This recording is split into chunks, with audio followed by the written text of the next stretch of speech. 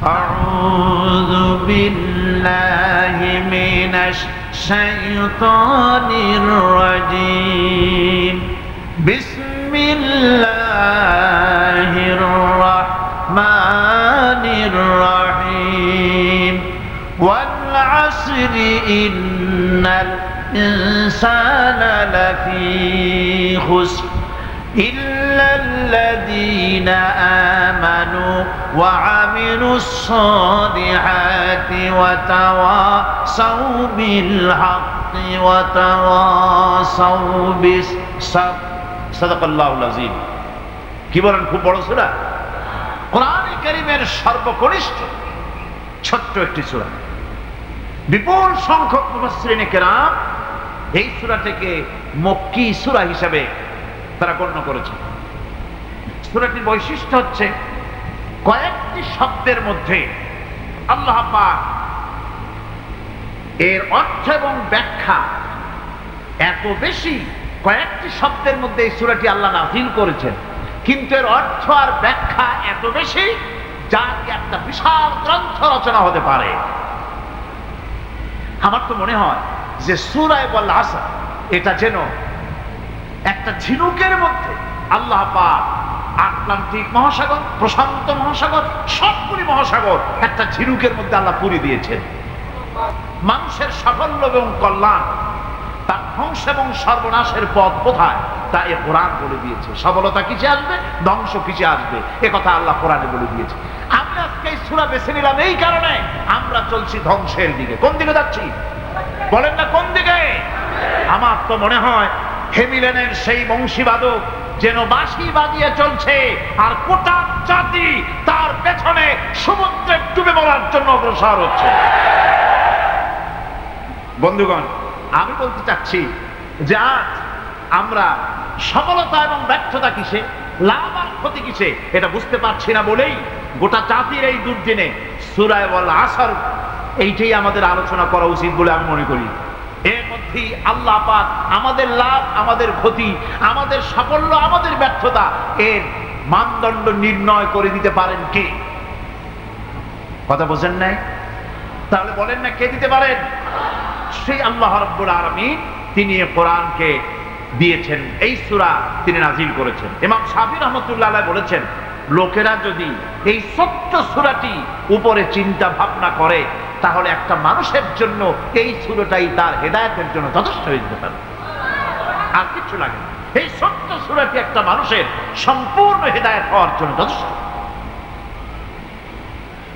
আল্লাহ রাব্বুল আলামিন শুরু করছেন এভাবে, ওয়াল আসরি ইন্নাল ইনসানা লাফি খুসর।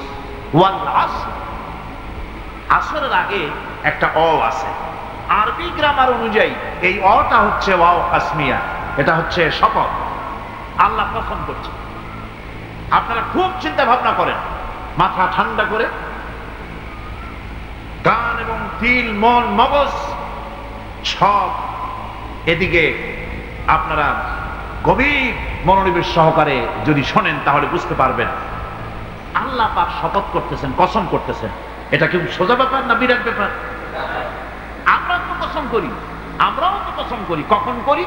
কথাটাকে নিশ্চিত করার জন্য, দৃঢ়ভাবে বিশ্বাস করার জন্য বলি। আল্লাহর দোহাই, আল্লাহর কসম, এই বলে আমরা আমাদের কথাকে উপস্থাপন করি, অধিকতর বিশ্বাস করার জন্য।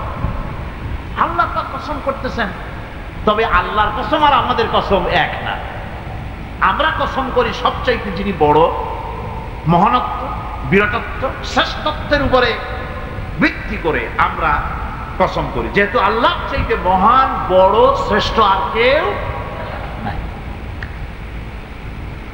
এই জন্যে আল্লাহর চাইতে বড় কেউ নাই বলি আমাদের জীবনের শ্রেষ্ঠ স্লোগান, মুসলমানের জীবনে শ্রেষ্ঠ স্লোগান নারে তাকবীর। আসতে বললেন কেন?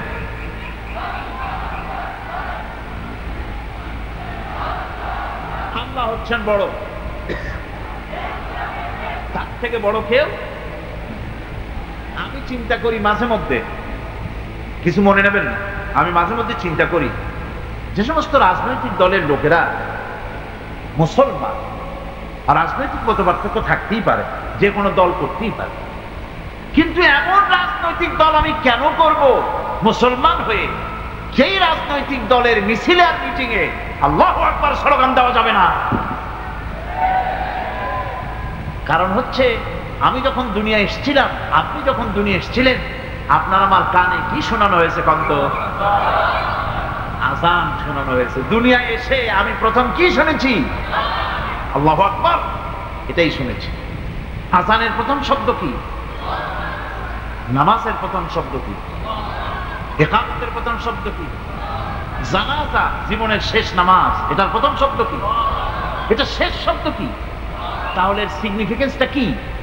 এর অর্থটা হচ্ছে, আমার জন্ম থেকে মৃত্যু পর্যন্ত জীবনের সকল ক্ষেত্রে আমাকে বলতে হবে, স্বীকার করতে হবে, মানতে হবে, নিতান্ত গোলামের মতো মানতে হবে আল্লাহু আকবার। আল্লাহর চাইতে শ্রেষ্ঠ কেউ না। আমরা কসম করি যেহেতু আল্লাহ বড়, তার বিরাটত্বের উপরে নির্ভর করে আমরা কসম করি, কিন্তু আল্লাহর চাইতে বড় তো কেউ নাই। উনি কসম যখন করবেন, উনি করবেন কিসের কসম? আমাদের কসম আর আল্লাহর কসম এক নয়। রব্বুল আলামিন যখন কসম করেন, তিনি তার কাছে বড়, তার চাইতে বড় কেউ নাই, শ্রেষ্ঠ কেউ নাই, মহান কেউ নাই। সেজন্য তিনি যে কসম করেন, যে কথা বলতে চান, ওই কথার সাথে, ওই বিষয়ের সাথে যার সম্পর্ক, যার সাযুজ্য আছে, সম্পৃক্ততা আছে, সিমিলারিটি আছে, তার কসম আল্লাহ পাক করেন। যেহেতু এখানে আল্লাহ রাব্বুল আলামিন মানুষের সফলতা, ব্যর্থতা, মানুষের লাভ আর ক্ষতির কথা বলবেন, সেজন্য আল্লাহ পাক মানুষের জীবনের সাথে, মানুষের সম্পর্ক রয়েছে তার জীবনের, মানুষের সাথে সম্পর্ক রয়েছে সময়ের, মানুষের সঙ্গে সম্পর্ক রয়েছে ইতিহাসের। তাই রব্বুল আলামিন বলেন, ওয়াল আসরি ইন্নাল ইনসানা লাফি খুসর। আমি কসম করি সময়ের, আমি কসম করি ইতিহাসের, আমি কসম করি জীবনের, আমি কসম করি সময়ের। যেহেতু এই জীবন আছে বলে আমরা আছি, জীবন না থাকলে আমরা বাঁচি না। ইতিহাস, ইতিহাসের কসম আল্লাহ করেন, কারণ হলো ইতিহাস মহাকালের সাক্ষী। এই মহাকালের দুষ্কৃতিকারা, তাদের দুষ্কৃতি যারা, তাদের দুষ্কৃত, তাদের দুষ্কৃত কর্ম, যা তারা যে খারাপ কাজ করেছে, সেই খারাপ কাজের ইতিহাস ধারণ করেছে। যারা সুকৃতি করেছে, তাদের সুকর্মগুলি ইতিহাস ধারণ করেছে। ইতিহাস হচ্ছে নীরব সাক্ষী। আল্লাহ বলেন, আমি ওই ইতিহাসের সাক্ষী, আমি জীবনের সাক্ষী, আমি সময়ের সাক্ষী। যেহেতু সময় কারো জন্য বসে থাকে না, সময়ের ব্যাপারে হযরত ইবনে কাইয়িম রাহমাতুল্লাহ আলাইহি তিনি বলেছেন, মা মাদা ফিদ দুনিয়া আহলামুন ওয়া মা বাকিয়া মিনহা আমানি। মা মাদা ফিদ দুনিয়া আহলাম, আমি আমার জীবনের যে অংশ ফেলে এসেছি এটা আমার স্বপ্ন। ওয়া মা বাকিয়া মিনহা আমানি, আর যেটা আমার সামনে জীবন বাকি আছে ওটা হচ্ছে আমার আকাঙ্ক্ষা। ওয়াল ওয়াক্তু বাইনাহুমা দায়ুন, আর এর মাঝখান থেকে সময় চলে যাচ্ছে। সময় আমার জন্য বসে নেই, সময় চলে যাচ্ছে। এই পৃথিবীতে আসার পর আমাদের হায়াত তো বাড়ছে না, বরং হায়াত প্রতি মুহূর্তে কি হচ্ছে? লোকেরা বলে হায়াত বাড়ে, হায়াত তো বাড়ে না। হায়াত কি হয়? জন্মের পরের থেকে আমার জন্য রিজার্ভ আছে যতটুকু, 50 বছর বাঁচবো, 60 বছর বাঁচবো, যতটুকু হায়াত আমার জন্য নির্ধারিত করা আছে, নির্ধারণ করা আছে, প্রতিদিন একদিন একদিন করে কমে যেতেছে। এজন্য আমি বলি, আমার বাড়িতে যে ঘড়িটা আছে, এই ঘড়িটা বেলা 1টার সময় ঢং করে একটা আওয়াজ দেয়, শ্রোতাকে শুনিয়ে দেয়, বাড়িওয়ালা তোমার জীবনের মূল্যবান হায়াত থেকে 1 ঘন্টা কমাইয়া দিলাম। 2টার সময় 2টা ঘন্টা লাগায় শোনায় দিল, বান্দারে তোমার জীবনের মূল্যবান সময় থেকে 2টি ঘন্টা কমে গেল। এমনি করে দিন গেল, মাস গেল, বছর গেল, আমাদের হুঁশ হলো না। সময় চলে গেল তাস খেলে খেলে, সময় চলে গেল আমাদের খেলাধুলা করে, শয়তানি বদমাশি করে। সময় কতটুকু পেলাম? কিয়ামতের দিন, বিচারের দিনটা যেটা হবে, আল্লাহ রাব্বুল আলামিন বলেন বিচারের দিনটাই লম্বা হবে 50 আলফা সানা মিম্মা তাউদ্দুন। বিচারের দিনটা লম্বা হবে কত বছর? 50,000 বছর। কত বছর? দুনিয়ায় যেভাবে তুমি হিসাব করো, দুনিয়ার গণনা অনুযায়ী হাসরের বিচারের দিনটা হবে 50,000 বছরের মতো লম্বা। এক কিতাবে দেখেছি, তিনি লিখেছেন হিসাব করে কিয়ামতের ওই দিনটার হিসাবে 50,000 বছর একটা দিন লম্বা। ওই হিসাবে পৃথিবীতে যারা 60 বছর বাঁচলো, সেজন্য আখিরাতে 2 মিনিট দুনিয়ায় বাঁচলো। চিন্তা করেছে, মাত্র 2 মিনিট। 60 বছর যারা হায়াত পেল, 2 মিনিট বাঁচলো। এই 2 মিনিটের জন্য কত হাঙ্গামা, কত মারধর, কত সন্ত্রাস, ক্ষমতার জন্য লড়াই, ঠ্যাং করেঙ্গে ত্যাং করেঙ্গে, লাঠি কে আন্দার মুগুর ভরেঙ্গে, শক্তির ঠেলায় অস্থির। আমার বন্ধুগণ, সময় চলে যাচ্ছে স্রোতের মতো করে, কারোর জন্য সময় অপেক্ষা করতেছে না। আমাদের মৃত্যু প্রতি মুহূর্তে কাছে চলে আসতেছে। এই জন্য শায়ের বলেছেন, আগাহ আপনি মৌত সে কোই বশর नहीं, আগাহ আপনি মৌত সে कोई बशर नहीं, सामा सो बरस के हैं पल की खबर नहीं। মৃত্যু সম্পর্কে আমাদের কারো জানা নাই। যে কোনো মুহূর্তে মৃত্যু আমাদের কাছে এসে যেতে পারে। মৃত্যু সম্পর্কে কিছুই জানা নাই, অথচ প্রতি মুহূর্তে আমরা মৃত্যুর দিকে এগিয়ে চলছি।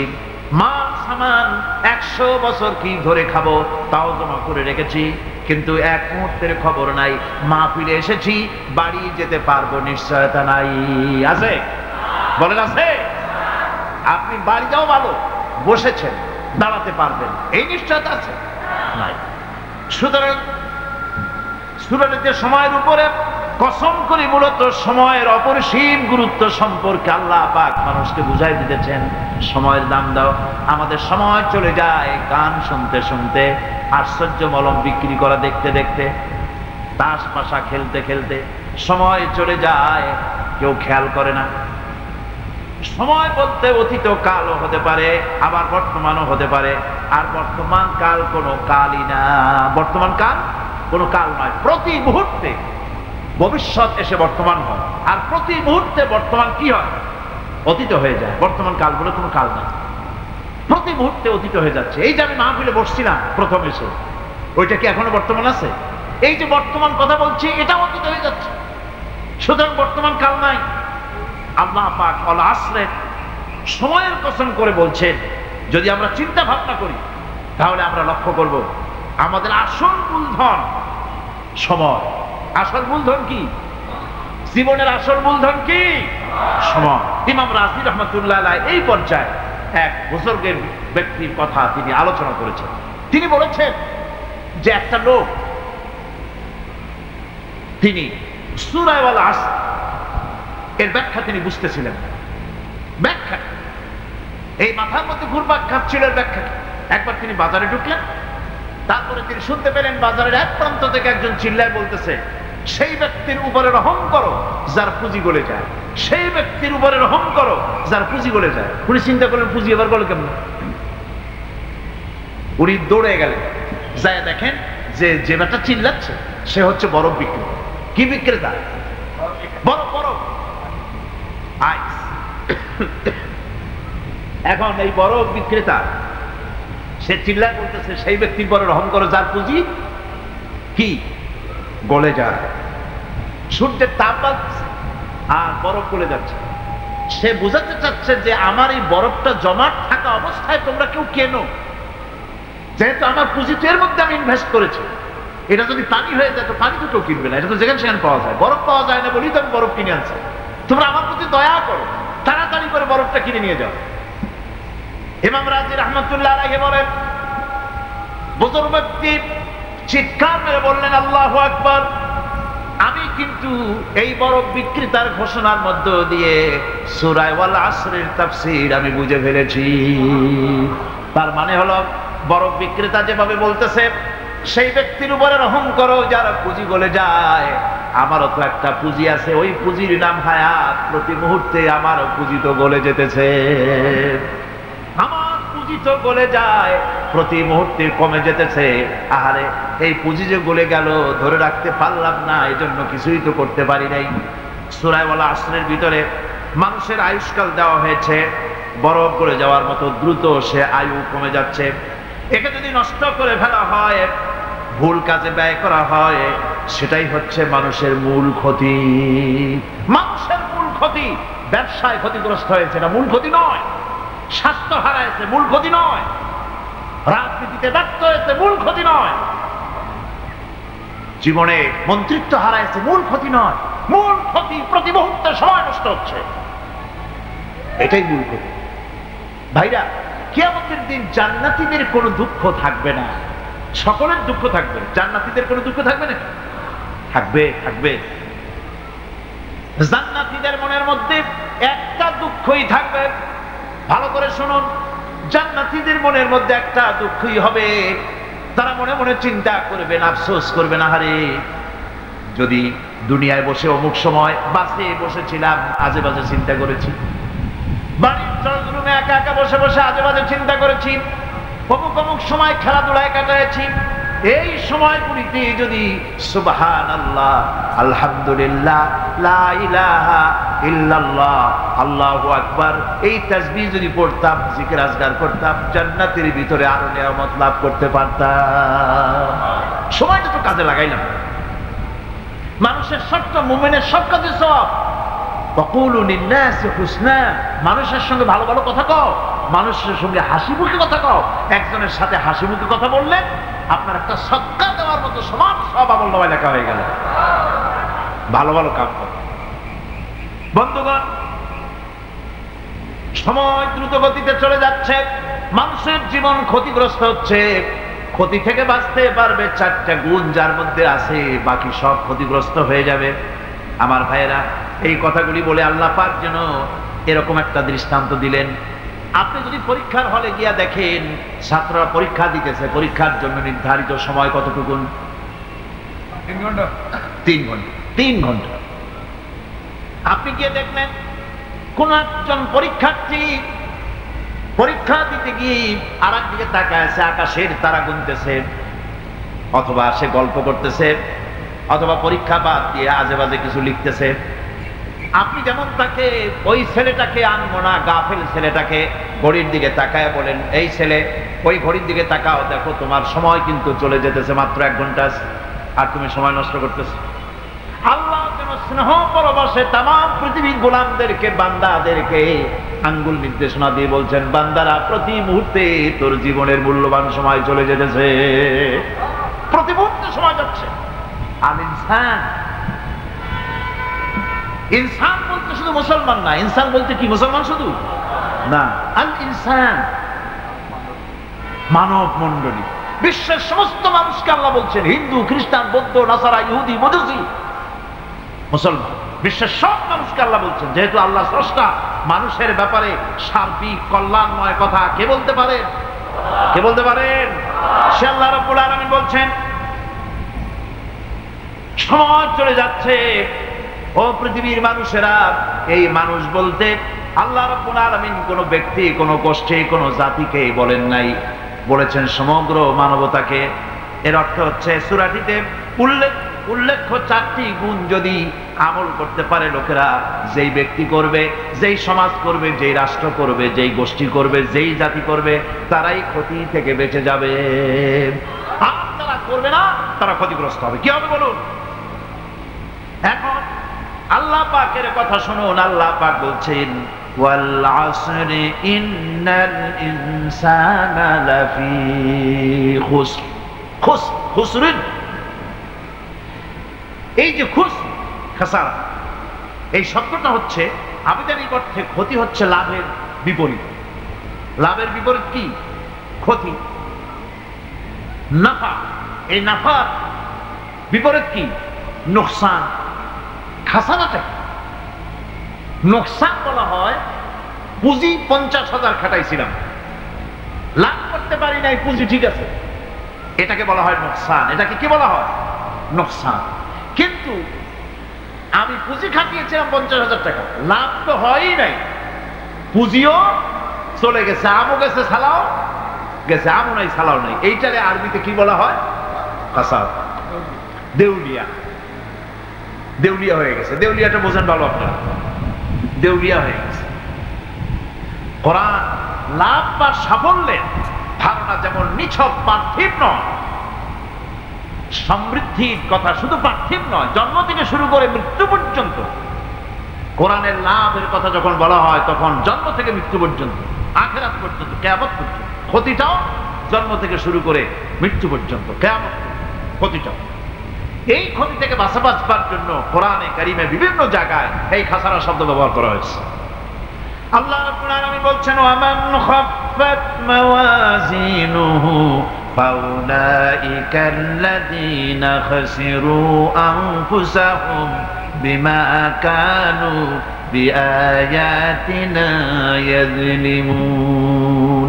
যাদের পাল্লা ভারী হবে কিয়ামতে তারাই হবে সফল কাম, আর যাদের পাল্লা হালকা হবে, নেকির পাল্লা, নেকির পাল্লা যাদের হালকা হবে তারা হবে ক্ষতিগ্রস্ত, তারা নিজেদের ক্ষতি নিজেরাই ক্ষতি সাধনকারী হবে কিয়ামতের দিন। কাজে মানুষের জীবনের সমুদয় কার্যাবলীর ভালো অংশ যদি খারাপ অংশের উপরে বিজয়ী হয়, তারপরে খারাপ অংশ পাওনাদারদের দিয়ে টিয়া, এরপরে যদি নেকি কিছু বাকি থাকে তাহলে বোঝা গেল লোকটা কিয়ামতে নাজাত পাবে। আর যদি ভালো কাজের উপরে খারাপ কাজ বিজয়ী হয়ে যায় আর সমস্ত পাওনাদারদেরকে পাওনা মিটাইয়া তারপরেও পাপ বাকি থেকে যায়, এক চাইতে খাসারা পৃথিবীতে আকাশে জমিনে কিছু আর হবে না। এর থেকে বাঁচার জন্য আল্লাহ পাক এই খাসারা থেকে বাঁচার জন্যই মানুষকে এই কথা বলছে। এই কথাটি কোরআনে কারিমের অন্য একটি আয়াতে আরো সুন্দর করে বলা হয়েছে, যারা নাকি এই দুনিয়ার বুকে যারা নিজেদের পুঁজি খাটাইছে, জীবনের পুঁজি সুদ কামাইতে খাটালো, জীবনের পুঁজি খাটালো হারাম কামাইয়ের ভিতরে, অন্যায় কাজের ভিতরে, যারা জীবনের পুঁজিকে আল্লাহর দ্বীনের কাজে লাগাতে পারে নাই, তাদের সম্পর্কে বলা হচ্ছে খাসিরাত দুনিয়া ওয়াল আখিরাতা যালিকা হুয়াল খুসরানুল মুবিন। খাসিরাত দুনিয়া ওয়াল আখিরাত, দুনিয়াও ক্ষতিগ্রস্ত, আখিরাতেও ক্ষতিগ্রস্ত। এটা হচ্ছে তার জন্য সুস্পষ্ট ক্ষতি, এর থেকে বড় ক্ষতি আর কিছুই হতে পারে না। আল্লাহ পাক কোরআনে কারীম অন্যত্র বলেছেন, وَنُنَزِّلُ مِنَ الْقُرْآنِ مَا هُوَ شِفَاءٌ وَرَحْمَةٌ لِلْمُؤْمِنِينَ وَلَا يَزِيدُ الظَّالِمِينَ إِلَّا خَسَارًا। আমি এই কোরআন অবতরণের পরিক্রমায় এমন সব বিষয় অবতীর্ণ করেছি যা মুমিনদের জন্য নিরাময় এবং তাদের জন্য রহমত, আর জালিমদের জন্য ক্ষতি ছাড়া আর কিছুই বৃদ্ধি পায় না।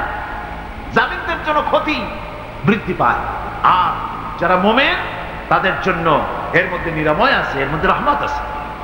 অর্থাৎ যারা এই কোরআনকে যারা নিজেদের আইনের কিতাব হিসাবে গ্রহণ করেছে, কোরআনকে তাবিজের কিতাব হিসাবে নয়, ধর্মীয় কিতাব হিসাবে নয়, কোরআন সংবিধান। কোরআন কি? কোরআনকে যারা সংবিধান হিসাবে মেনে নিয়েছে, কোরআনকে যারা সংবিধান হিসাবে গ্রহণ করলো ব্যক্তি, পরিবার, সমাজ, রাষ্ট্রে, তাদের যাবতীয় মানসিক, বুদ্ধিবৃত্তিক, নৈতিক, তামাদ্দুনিক রোগের নিরাময় হবে, এর দ্বারা শান্তি হবে। কিন্তু যেসব জালিম এই কোরআনকে প্রত্যাখ্যান করেছি, কোরআনকে যারা মৌলবাদীদের কিতাব বলে, কোরআনের কথা বললে মৌলবাদ বলে গাইল দেয়, তারা তাদের কপালকে পোড়াইয়া ছাই বানাইয়া দিছে, তাদের কপাল প্রশমিত করে দিয়েছে। আমার দেশে, এই দেশটা কি মুসলমান বেশি না অন্য জাতি বেশি? কোন জোরে কোন? মুসলমান সবচেয়ে, খুব লক্ষ্য করে শোনেন, এই দেশে সবচেয়ে মুসলমান বেশি, ইন্দোনেশিয়ার পরে। পৃথিবীর দ্বিতীয় বৃহত্তম মুসলিম দেশ হলো কোনটা? বাংলা। এই দেশে ইসলামরে যত গালি দেওয়া হয়েছে, কোরআনকে যত গালি দেওয়া হয়েছে, আলেমদেরকে যত গালি দেওয়া হয়েছে, রাসূলুল্লাহকে যত গালি দেওয়া হয়েছে, ইসলামী আদর্শকে যত গালি দেওয়া হয়েছে, পৃথিবীতে কোন দেশে এইভাবে ইসলামকে গালি দেওয়া কোথাও হয় না। এমনকি আমেরিকার মতো দেশে, ইংল্যান্ডের মতো দেশেও কোরআনের বিরুদ্ধে এত কথা কেউ বলতে সাহস পাবে না, ইসলামের বিরুদ্ধে কথা বলতে সাহস পাবে না, যেহেতু মুসলমানেরা সেখানে পাল্টা আক্রমণ করবে। আজ আমার দেশে মুসলমানের ঘরের সন্তান হইয়া ইসলামের বিরুদ্ধে তারা বক্তব্য রাখে। মৌলবাদ জিকির উঠে গেছে। আমেরিকার প্রেসিডেন্টরা যখন শপথ নেন, প্রেসিডেন্ট হিসাবে ওথ নেন, বাইবেলের উপরে হাত রাখেন আর বলেন, এই মহাগ্রন্থকে স্পর্শ করে শপথ নিচ্ছি, আমি আমার চিন্তা চেতনা, আমার মেধা, আমার প্রজ্ঞা, সবটা আমার জাতি, আমার দেশকে উন্নয়নের জন্য, এর সমৃদ্ধির জন্য, এর সংরক্ষণের জন্য আমি আমার জীবনকে উৎসর্গ করি। বাইবেলের উপরে স্পর্শ করে এই শপথ তারা নেন। আমার দেশের প্রেসিডেন্ট, প্রধানমন্ত্রী শপথ নেওয়ার সময় কোরআন শরীফের উপরে হাত রাখে যদি, তাহলে বলা হবে বেচারা মৌলবাদী হয়ে গেছে। এটা করা যাবে না। আর যদি কেউ করে সামান্য কিছু, কোরআন না, যদি তসবিহ নিয়েও আসে, তাহলে বুঝতে হবে জাতির সাথে একটা প্রতারণা ছাড়া কিছুই না।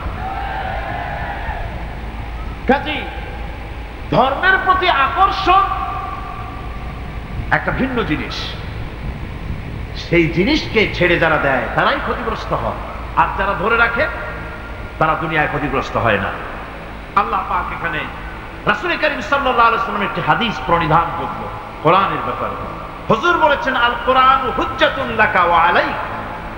এই কোরআন হয় তোমার পক্ষের সাক্ষী, না হয় এই কোরআন তোমার বিপক্ষের সাক্ষী। কিয়ামতে এই কোরআন হয় তোমার পক্ষে কাজ করবে, নতুবা এই কোরআন তোমার বিপক্ষে কাজ করবে। দুই অবস্থা থেকে খালি হবে না। হয় কোরআন তোমার পক্ষে সাক্ষী দেবে, না হয় আমরা কি চাই, কিয়ামতে কি চাই বলেন, কি চাই? কোরআনের পক্ষে যদি আমরা সাক্ষী চাই, তাহলে এই কোরআনের পক্ষে আমাদেরকে কাজ করতে হবে। এছাড়া আমাদের নাজাতের কোনো পথ নাই। আমাদের মুক্তির পথ হচ্ছে কোরআন কেন্দ্রিক, রাসূলুল্লাহ হাদিস কেন্দ্রিক। এর বাইরে আমাদের সমস্ত পুঁজি নষ্ট হয়ে যাবে। আমাদেরকে পৃথিবীতে টিকে থাকতে হলে কোরআনের উপর ভিত্তি করে আমাদেরকে বাঁচতে হবে, টিকতে হবে। কোরআনে কারিমে আল্লাহ রাব্বুল আলামিন অন্যত্র বলেছেন, কুল ইন্নাল খাসিরিনাল্লাযীনা খাসিরু আনফুসাহুম ওয়া আহলিহিম ইয়াওমাল কিয়ামাহ আলা যালিকা হুয়াল খুসরানুল মুবিন। বলো, প্রকৃত দেউলিয়া তারাই যারা কিয়ামতের দিন নিজেকে, নিজের পরিবার পরিবর্গকে এই ক্ষতির দিকে যারা ঠেলে দেবে। ভালো করে শুনে নাও, এটি হচ্ছে সুস্পষ্ট ক্ষতি, সুস্পষ্ট দেউলিয়াপনা। এই ক্ষতি থেকে বাঁচার জন্য আল্লাহ রাব্বুল আলামিন কোরআনে কারীমের মধ্যে বলেছেন, ওয়াল আসরি ইন্নাল ইনসানা লাফি খুস। পড়েন সবাই, ওয়াল আসরি ইন্নাল ইনসানা লাফি খুস। মানুষের, সমগ্র মানুষের জীবন ক্ষতিগ্রস্ত। কে বলতেছেন? গা শিউরে ওঠার কথা না, গা শিউরে ওঠে। আল্লাহ বলতেছেন ক্ষতিগ্রস্ত। আপনি যতই মনে করেন আপনার মিল আছে, কল আছে, কারখানা আছে, মন্ত্রী, টাকা পয়সা আছে, প্রেসিডেন্ট হয়েছেন, প্রধানমন্ত্রী হয়েছেন, আপনার জীবন সফল হয়েছে, আল্লাহ বলেন না, জীবন ব্যর্থ, জীবন বিফল, জীবন ক্ষতিগ্রস্ত। তাম পৃথিবী সমস্ত মানুষ ক্ষতিগ্রস্ত, ব্যর্থ। চারটা কাজ করলে সফল হবে। কয়টা কাজ? জোরে বলেন, কয়টা কাজ? ইল্লাল্লাযীনা আমানু ওয়া আমিলুস সালিহাতি ওয়া তাওয়াসাউ বিল হাক্কি ওয়া তাওয়াসাউ বিস সাবর। চারটা কাজ করলে জীবন হবে সফল।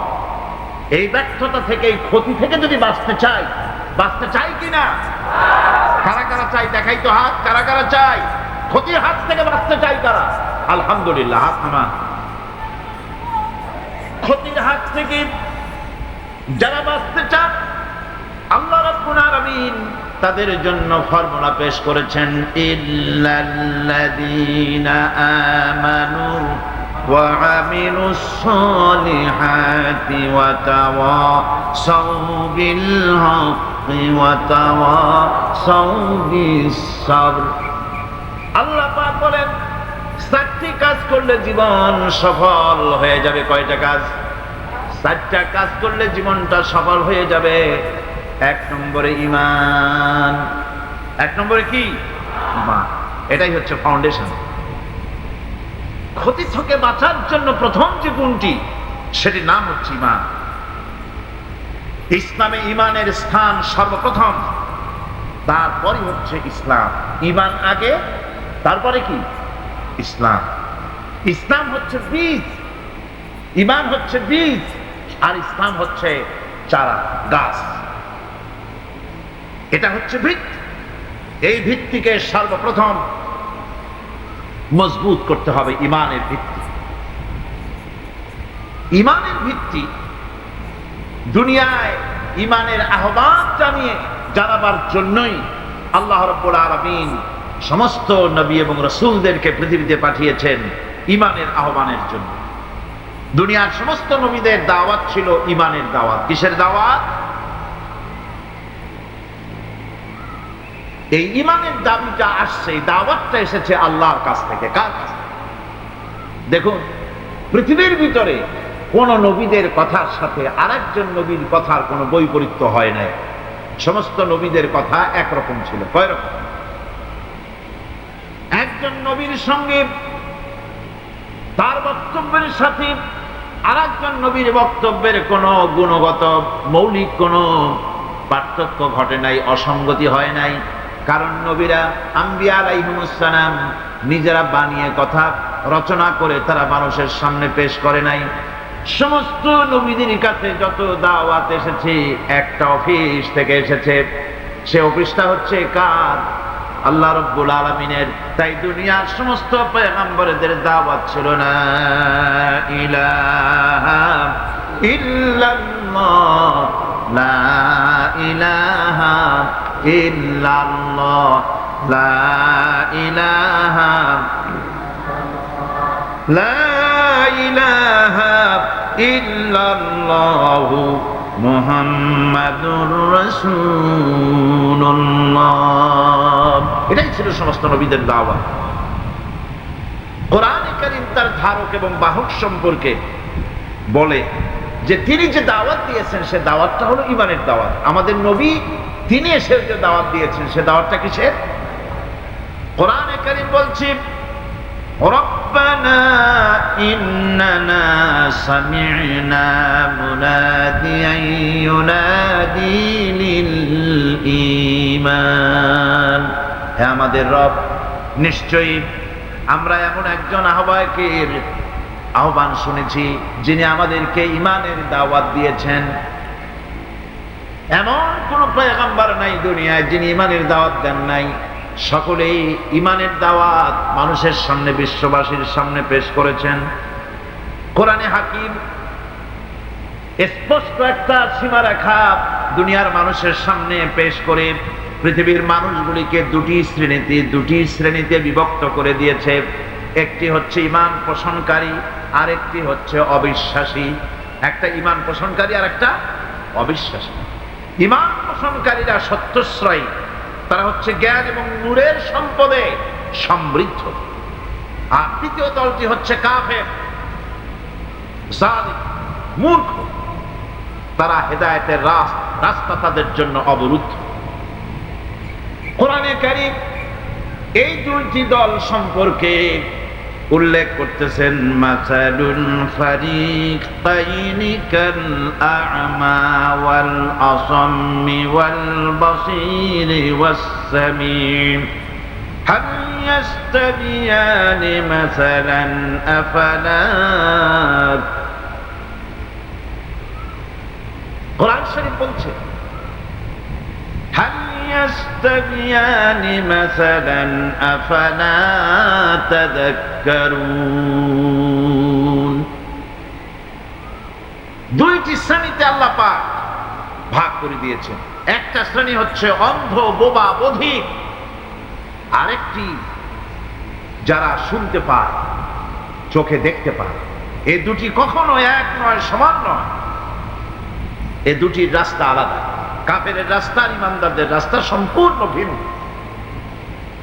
আল্লাহ রাব্বুল আলামিন ঈমান এবং কুফরের পার্থক্য বলে দেওয়ার জন্য গোটা মানব জাতির মধ্যে স্পষ্ট করে বলেছেন লা ইকরাহা ফিদ-দীন ক্বাদ তাবায়্যানার রুশদু মিনাল গায়y। দ্বীনের ব্যাপারে জোর জবরদস্তি নেই। এখানে হেদায়েতের পথ এবং গোমরাহি, হেদায়েতকে গোমরাহির পথ থেকে সম্পূর্ণ আলাদা করে দেওয়া হয়েছে। লা ইকরাহা ফিদ-দীন, দ্বীনের ব্যাপারে কোনো জোর জবরদস্তি নেই। যারা ধর্মনিরপেক্ষবাদী তারা এই আয়াতটাকে নিজেদের মতবাদকে প্রতিষ্ঠার লক্ষ্যে অনেক সময় কাজে লাগায়। দুটি আয়াতকে তারা বেশি ব্যবহার করে। একটা হচ্ছে লাকুম দীনুকুম ওয়ালিয়া দীন, আর একটা হচ্ছে লা ইকরাহা ফিদ্দীন। এই দুইটি আয়াতকে ধর্ম নিরপেক্ষবাদীরা ব্যবহার করে। এই দুটির কোনটি তাদের আদর্শকে বোঝাবার লক্ষ্যে ব্যবহারের কোনো সুযোগ নাই। লা ইকরাহা ফিদ্দীন, ধর্মের ব্যাপারে কোনো বাড়াবাড়ি নাই, জোর জবরদস্তি নাই। এ কথা বলা হয়েছে এই কারণে যে কোন বিধর্মীকে, অমুসলিমকে ভয় দেখিয়ে, লোভ দেখিয়ে অথবা কোন ক্রমে কোন প্রকার চাপ সৃষ্টি করে তাকে মুসলমান বানানো যাবে না। এমনকি সূরা তওবার মধ্যে এসেছে, যুদ্ধ চলাকালীন সময়, জিহাদ চলাকালীন সময় কোন অমুসলিম যদি ইসলাম জানার জন্য তোমাদের তাঁবুতে আসে, তাহলে তুমি তাকে ইসলাম বুঝাও। ইসলাম শোনার পরে যদি মেনে নেয় ভালো কথা, আর যদি না মানে তাকে তার তাঁবু পর্যন্ত ফিরে যেতে চাও, ফিরে যেতে দাও। মাঝপথে তাকে আক্রমণ করা যাবে না। ধর্মের ব্যাপারে কোনো বাড়াবাড়ি নাই। লা ইকরাহা ফিদ্দীন, এর দ্বারা ধর্ম নিরপেক্ষতার কোনো কথা বোঝানো হয়নি। আর লাকুম দীনুকুম ওয়ালিয়া দীন, এটা ছিল কাফেরদের সেই বক্তব্যের প্রেক্ষিতে যেখানে কাফেরেরা বলেছিল মুহাম্মদ সাল্লাল্লাহু আলাইহি ওয়াসাল্লাম, আসুন আমরা এক কাজ করি, সেটা হলো ধর্ম নিয়ে আমাদের মধ্যে যে বাক বিতণ্ডা হচ্ছে, আমরা ধর্মকে 50-50 ভাগ করে দিই।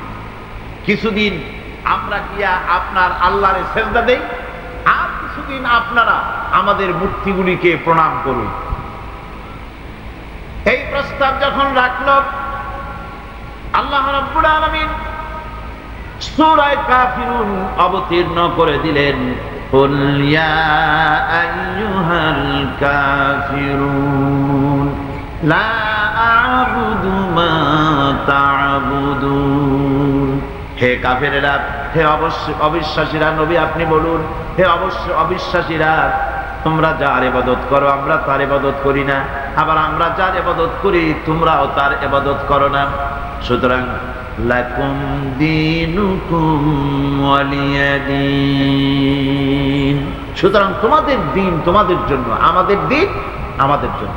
এখানে নিরপেক্ষতার কথা বলা হয় না, এখানে পক্ষের কথা বলা হয়েছে। কিসের পক্ষ? ধর্মের পক্ষ। কিসের পক্ষ? হিন্দু, খ্রিস্টান, বৌদ্ধ, তোমরা তোমাদের ধর্মের পক্ষে থাকো। মুসলমান, তোমরা তোমাদের ধর্মের পক্ষে থাকো। ধর্মের ব্যাপারে নিরপেক্ষ হওয়ার কোন সুযোগ নাই। আছে নাকি সুযোগ? আমি পার্লামেন্টে বলেছি এই কথা, যে একটা ধর্মের উপরে বিশ্বাস করে নিজেকে একটা ধর্মের পক্ষের ব্যক্তি হিসাবে ঘোষণা করে কেউ বলছে, দাবি করছে আমি হিন্দু, কেউ বলছে আমি বৌদ্ধ, কেউ বলছে আমি খ্রিস্টান, কেউ বলছে আমি মুসলমান। নিজেকে একটা ধর্মের বিশ্বাসী ঘোষণা করার পর আমি ধর্ম নিরপেক্ষ, এই কথাটা মিথ্যা, বানোয়াট, জালিয়াতি, প্রতারণা, মুনাফিক। কোন ধর্মের অনুসারী ব্যক্তি ধর্ম নিরপেক্ষ হতে পারে না। কেবলমাত্র নাস্তিক, যারা আল্লাহরে মানে না, আল্লাহকে স্বীকার করে না, ওরা বলতে পারে আমরা ধর্ম নিরপেক্ষ, ধর্মের ব্যাপারে আমরা নিরপেক্ষ, গুলো মানি না, বিশ্বাস করি না। কিন্তু যারা ধর্মে মানে, সেদের যে ধর্মেরই হোক না কেন, সে ব্যক্তি ধর্ম নিরপেক্ষ যদি দাবি করে, এটা মিথ্যে কথা, এটা মুনাফিকি ছাড়া কিছু হতে পারে না। মুসলমানকে, যে কোনো জাতিকে যে ধর্মে আছে ধর্মের পক্ষে থাকায় কথাই বলা হচ্ছে। এখন আমি বলতেছিলাম ইমানের কথা। ইমান আগে আনতে হবে। ইমান সম্পর্কে আল্লাহ রাব্বুল আলামিন বলতেছেন, ইমান হলো আগে, তারপরে ইসলাম। আবার ইমান আনার আগে আবার কুফরি একটা শব্দ আছে, সেটা হলো ফামান ইয়াকফুর বিত-তাগুতি ওয়া ইউমিন বিল্লাহি ফাকাদ ইসতামসাকা বিল উরওয়াতিল উসকা লা ইনফিসামা লাহা ওয়াল্লাহু সামিউন আলীম। ফামান ইয়াকফুর বিত-তাগুত, যে ব্যক্তি তাগুতকে অস্বীকার করেছে, সর্বপ্রথম তাগুতকে অস্বীকার করতে হবে। ওয়া ইউমিন বিল্লাহ, আর এরপরে আল্লাহর উপরে যে ঈমান আনলো, ফাকাদ ইসতামসাকা বিল উরওয়াতিল উসফা, সে এমন এক শক্ত অবলম্বন ধারণ করলো যা তাকে কোনো কিছুই বিচ্ছিন্ন করবে না, ধ্বংস করে দেবে না। সুবহানাল্লাহ।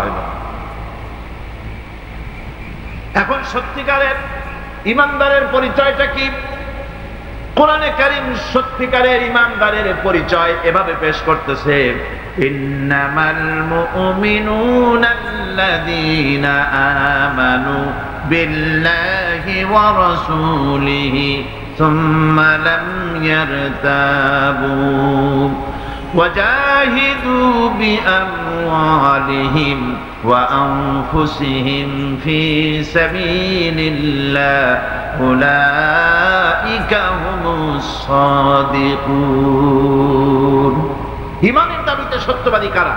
ইন্নামাল মুমিনুনা আল্লাযীনা আমানু বিল্লাহি ওয়া রাসূলিহি, সত্যিকারের মুমিন তো তারা যারা নাকি ঈমান এনেছে আল্লাহর উপর এবং রাসূলের উপরে। এই ঈমান আনার পর সুম্মা লাম ইয়ারতাবু, এরপরে কোন সন্দেহে সে নিগতিত হয় নাই, কোন সন্দেহ তার মনের মধ্যে জায়গা পায় নাই, আর সে আল্লাহর রাস্তায় জিহাদ করেছে মাল দিয়ে, জান দিয়ে। উলাইকা হুমুস সাদিকুন, এরাই হলো ঈমানের দাবিতে সত্যবাদী। সুম্মা লাম ইয়ারতাবু, অথবা এক বিন্দু সন্দেহ মনের মধ্যে জায়গা দেয় নাই, অর্থাৎ ঈমান আনছি কার উপরে? আল্লাহর উপরে। কার উপরে? আর তার রাসূলের উপরে। আল্লাহ এবং রাসূলের উপরে ঈমান আনার পর যারা আল্লাহ এবং রাসূলের বিধান জীবনের সকল ক্ষেত্রে মানতে পারে নাই, তারাই সন্দেহে নিগতিত হয়েছে। কথা বুঝতে পেরেছেন? তাদের সন্দেহ এই কোরআন মানুষের জীবন, তার সম্পদ, তার রাজনীতি, তার অর্থনীতি পরিচালনা করতে পারে না। সেই জন্য ধর্মের ব্যাপারে কোরআন মানি, ধর্মের ব্যাপারে নামাজ আর রোজা মানি, কিন্তু রাজনীতিতে ধর্ম মানি না। এটাই হলো সন্দেহ। এটাই কি? সন্দেহ, অবিশ্বাস। জীবনকে তারা দুইটা ভাগ করেছে, এক ভাগ রাজনীতির জন্য, আর এক ভাগ কিসের জন্য? ধর্মের জন্য। জীবনকে ভাবে দুইটা ভাগ করার কোন অধিকার দেওয়া হয় নাই। যারাই মুখে উচ্চারণ করেছে লা ইলাহা ইল্লাল্লাহু মুহাম্মাদুর রাসূলুল্লাহ, জোরে সোরে বলেন লা ইলাহা ইল্লাল্লাহু মুহাম্মাদুর রাসূল